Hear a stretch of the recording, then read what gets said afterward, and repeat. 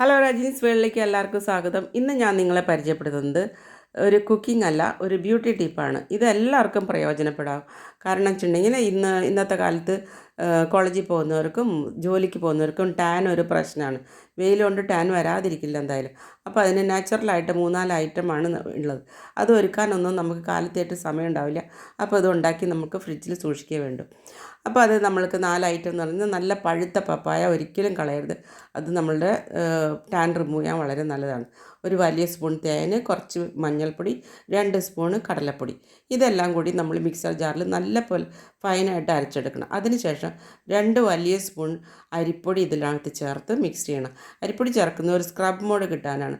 ഇത് അരയ്ക്കാൻ പാടില്ല അരിപ്പൊടി. അപ്പോൾ ഇതെല്ലാം കൂടി മിക്സ് ചെയ്തിട്ട് നമ്മളൊരു ഐസ് ട്രേയിൽ ഒഴിച്ച് വെച്ച് നമ്മൾ ഫ്രീസറിൽ വെക്കുക.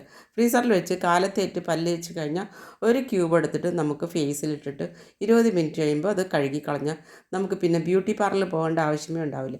മുഖത്തെ ടാൻ അന്നന്ന് മാറിപ്പോകും. അപ്പോൾ എൻ്റെ ചാനൽ സബ്സ്ക്രൈബ് ചെയ്യാത്തവർ തീർച്ചയായും സബ്സ്ക്രൈബ് ചെയ്യുക. അതുപോലെ ഇതുപോലെ നല്ല നല്ല വീഡിയോസായിട്ട് ഇനിയും കാണുന്നതാണ്. Okay, by.